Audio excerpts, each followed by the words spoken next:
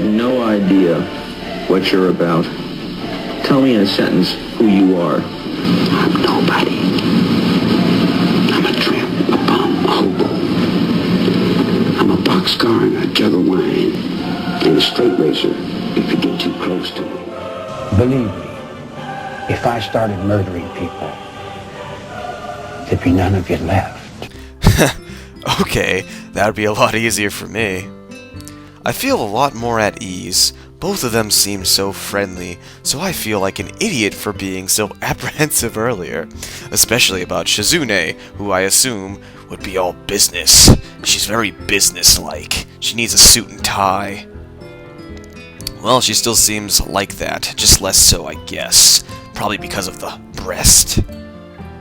Yes, definitely because of the breast. Now she's angry with me. Oh, right. We haven't even touched the assignment. We should start now, or Shizune will get mad. Look at how horribly mad she's getting. Oh. The assignment is also kind of long, like my dick. So we should start now if we want to finish it, like my dick, before the end of class. That too. Yep. Oh, Shizune. You're so angry with your triangle mouth. Shizune glares at the two of us impatiently. I don't need to know sign language to understand that. She's flipping me off. Okay, I get the message. I get the massage. From Shizune. After class, we can take a walk around the grounds together. It'll be a nice day, okay? Yeah, the assignment is actually very challenging to get through, combining aspects of both being difficult and unnecessarily long. Speaking of unnecessarily long, still, we finish it a few minutes earlier than anybody else in the class. Despite our late start, Shizune and Misha are really capable. They're quite different, though. The class rep is as calm and professional as she looks, while Misha, well, she's fucking Misha. Not to mention, a little more easily distracted.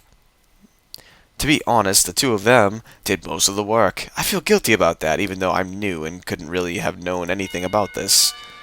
The clock tower bell rings, signaling the end of the period. Time for lunch. If only there were a thing like that for women.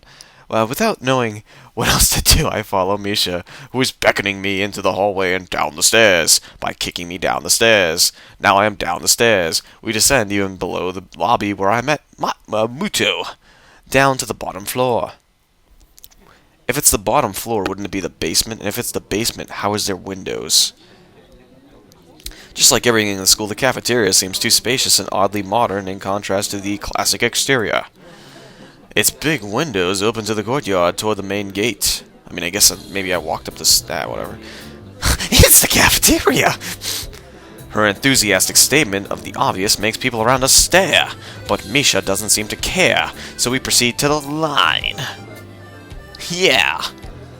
There's a rather long list of menu options, which seems great, until I realize that many of them are to accommodate students who need special diets. How nice! It almost feels like I'm back at the hospital, eating portions measured with scientific precision to meet the needs of the patients. I pick something at random and follow Shizune to a table, sitting opposite of her.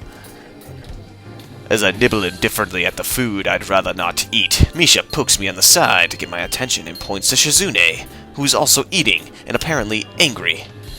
Again, I don't understand signs, so there's no point. So the point escapes me. Yeah, why are you sign languaging me? Don't get mad at me. Maybe looking at a person who talks to you is proper and polite. Do you want to know something? What? About anything! About her panties! About her glasses! About my panties! We're your guides, and you should ask if there's anything, if there's something. I wonder. Well, last time I asked about the fucking library. That went alright. Ask about her deafness. Shizune intrigues me, and I kind of want to ask something about her. But I can't really ask something that personal, can I? I can't come up with anything else to ask, so I just focus on my food while the girls talk between themselves. No, you fucking Hisao bastard! Ask about her deafness. Misha and Shizune sign back and forth very animatedly, throwing sideways glances at me, but Misha refrains from translating. Maybe they are talking about secret girly stuff or something. No, you should have asked her about the deafness. I quickly noticed the conversation and silence is not enough to fill the silence. The silence. We arrive at the class early, but we're not the first. Oh look, it's that chick. The dark-haired girl I noticed before is slumped over her desk in the last row. I'm gonna try to bang you. Yeah, that's right, you better hide in the corner. She jumps a little when Misha crashes into the room with elegance or rhino. She sinks deeper into her seat. I can feel her tension. Oh, it's so tense. All the way from here. As if she were slowly turning into stone just from her presence. Fucking Medusa. Misha and Shizune either don't notice or don't mind it as they walk directly past her to their seats and begin to converse. I'm left wondering about her, even when the class slowly fills and the other students. Finally, the teacher. Getting into the rhythm of school feels strange. It's as if my brain remembers how this is done, but my body doesn't. Toward the end of class, I start yawning and counting the minutes left. Sounds like sex. I shouldn't be this tired on my first day of school. Maybe it's the long time spent in the hospital that made me like this. I'm even feeling physically weak and lifeless. Wavaged and wifeless. Before long, the final bell rings. School is finally over for the day. For fuck's sake. Beside me, Misha and Shizune are having a short conversation. After a bit of deliberation, Misha turns to me. Okay. Unfortunately, we can't show you around today. Misha, we've gotta hurry already, since there's a lot of work for us to do. There's so much work. We gotta hide the bodies, we gotta chop them up. Nothing. Yep. You'll find your way around here, I'm sure of it. Wait, the teacher said I have to see the nurse. Where do I go? So I can show you that much. Come on, the nurses have their own building, so we have to go outside. Alright. We join the flow of students making their way down the stairwell and outside, with the girls pointing out their senior classrooms and some hallways as ours. Okay. When we get outside, the girls make their way to the smaller building right next to the school. It's built in the same style, so it looks like it's actually part of the main building. This is the auxiliary building. There's a lot of official and important stuff inside, like the Yamaguchi Foundation office and all the nurses' offices, and even have a swimming pool in there. A fucking swimming pool and stripper poles. How is that official? Don't be silly, John. It's for physical therapy, of course. Anyway, the nursing staff facilities are in there too, and the head nurse's office is on the first floor. You'll be fine from here, right? Right? We'll be going then. See you tomorrow.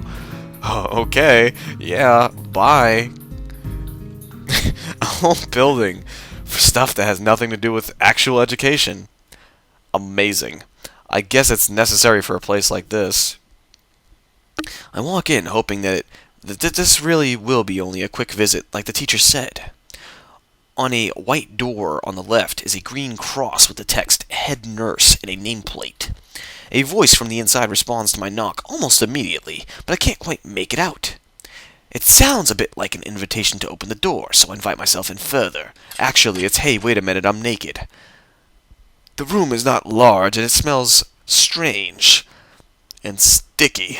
A friendly-looking man turns around on his office chair to face me as I enter. His desk is neat and tidy, but the bin under the table is overflowing with used medical utensils. That sounds healthy. And there were at least a dozen cups of bleh. So he just got like used needles just in his wastebasket. Yeah. Smiling man. Yeah, you and your used needles. Why, hello there. What can I do for you today?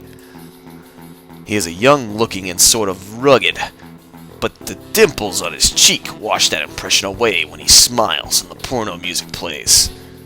Are you the head nurse? He smiles like a... Oh shit, look at that smile. He smiles like a person who has heard the very same question hundreds of times. Why, yes I am. It says so on the door. No? You can call me by my name, or just the nurse, like everyone else. Of course, I shake off my confusion, realizing I probably should grab his extended hand. I wouldn't. His handshake is rather firm and friendly. Overly friendly. Right. I'm the new student and my homeroom teacher told me to come and meet you. My name is Hisao Nakai. His eyes light up with revelation as he snaps his fingers. Oh, you're that, Nakai! I was just reading your file this morning. Some kind of chronic arrhythmia and related congenital heart muscle deficiency, right?